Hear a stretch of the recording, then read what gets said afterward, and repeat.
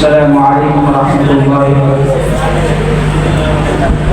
نحمده ونصلي على رسوله الكريم. أما بعد فأعوذ بالله من الشيطان الرجيم. بسم الله الرحمن الرحيم. وما أرسلناك إلا رحمة للعالمين. فقال رسول الله صلى الله عليه وسلم: ما كان على النبي مثل ما كان علي قيل لي كذبا وزرقت وأخلصت بالقوم أو كما قال عليه الصلاة والسلام. আজকের শিশু আগামী দিনের ভবিষ্যৎ, এই লক্ষ্যকে সামনে রেখে ঐতিহ্যবাহী দিনী বিদ্যাপীঠ সৌদুল হেরা জামিয়া হুসাইনিয়া আল হেরা ছাত্র কাফেলার কর্তৃক আয়োজিত আজকে 12 রবিউল আউয়াল উপলক্ষে সিরাতুন নবী সাল্লাল্লাহু আলাইহি ওয়াসাল্লাম অনুষ্ঠানে উপস্থিত সম্মানিত সভাপতি, ন্যায় ও ইনসাফের মূল্যবোধী বিজ্ঞ বিচারক মণ্ডলী, সুযোগ্য উপস্থাপক এবং আমার সামনে উপবিষ্ট সবুজ বাংলার প্রত্যন্ত অঞ্চল থেকে আগত এক জাতীয় বিকশিত ছাত্র ভাইরা, সকলকে আমার হৃদয়ের গভীর থেকে মোবারকবাদ জানিয়ে শুরু করছি আজকের ওই বক্তৃতা। বাংলার ছাত্র কাফেলার পক্ষ থেকে আমাকে যে বিষয়বস্তু নির্ধারণ করা হয়েছে তা হলো নবী করিম সাল্লাল্লাহু আলাইহি ওয়াসাল্লাম মাক্কি জিন্দেগি। উক্ত বিষয়ের উপর কিঞ্চিত পরিমাণ আলোকপাত করার প্রয়াস করব। আমার তাওফীক ইল্লা বিল্লাহ। আমি আমার আলোচনাকে দুটি স্তরে ভাগ করে নিয়েছি। প্রথম স্তর হলো নবী করিম সাল্লাল্লাহু আলাইহি ওয়াসাল্লাম মাক্কি জিন্দেগির সঙ্গে ইতিহাস, দ্বিতীয় স্তর হলো তার থেকে বর্তমানে প্রয়োজনীয় শিক্ষা। প্রথমে আলোচনা করা যাক নবী করিম সাল্লাল্লাহু আলাইহি ওয়াসাল্লাম মাক্কি জিন্দেগির সঙ্গে ইতিহাস। সর্বশেষ ও সর্বশ্রেষ্ঠ নবী হযরত মুহাম্মদ সাল্লাল্লাহু আলাইহি ওয়াসাল্লাম 570 খ্রিস্টাব্দে পবিত্র মক্কায় জন্মগ্রহণ করেন।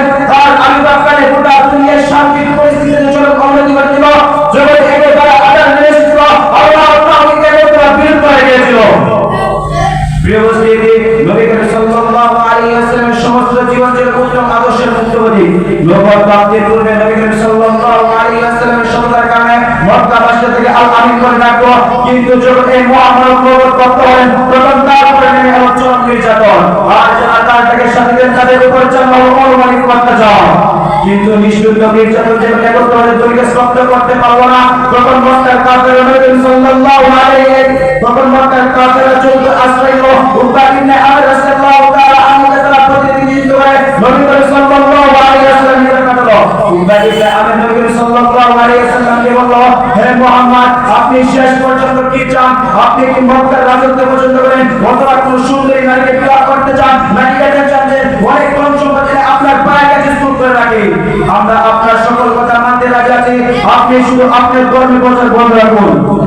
প্রতি উত্তরে নবী করিম সাল্লাল্লাহু আলাইহি ওয়াসাল্লাম চিত্রপটে বললেন, কুল ইন্নামা আনা বাশারুন মিসলুকুম ইউহা ইলাইয়া আন্নামা ইলাহুকুম ইলাহু ওয়াহিদ। হে নবী, আপনি বলেন আমি তোমাদের মতই মানুষ, তবে আমার উপর কোন অবতীর্ণ নয়, আর তোমাদের প্রভু কই আল্লাহ। কিন্তু মক্কার কাফেররা তখন নবী করিম সাল্লাল্লাহু আলাইহি ওয়াসাল্লামের কথা মানল না, বরং তারা যখন দেখলো এভাবে নবী করিম সাল্লাল্লাহু আলাইহি ওয়াসাল্লামকে কেন্দ্র করে যারা, তখন তারা নবী করিম সাল্লাল্লাহু আলাইহি ওয়াসাল্লামকে সর্বদাই নির্বাসন দিল। চরম কষ্টে কাটতে হলো 3 বছর। এই হলো নবী করিম সাল্লাল্লাহু আলাইহি ওয়াসাল্লাম মাক্কি জিন্দেগির সংক্ষিপ্ত ইতিহাস। প্রিয় উপস্থিতি, এখন বর্তমান প্রেক্ষাপট থেকে বোঝা যায় যে 12 রবিউল আউয়াল হলো নবী করিম সাল্লাল্লাহু আলাইহি ওয়াসাল্লামের মৃত্যু দিবস। কিন্তু কিছু সংখ্যক লোক আছে যারা নবী করিম সাল্লাল্লাহু আলাইহি ওয়াসাল্লামের মৃত্যু দিবসে জন্মগ্রহণ করে পুরস্কারের সঙ্গে কাছাকাছি করে এই পৃথিবী ইরান করে আগে করে বিরাম বিশ্ববিদ্যালয়ের আনন্দ উল্লাসে ওঠে। তারা আল্লাহকে আশীর্বাদ করে দাবি করে।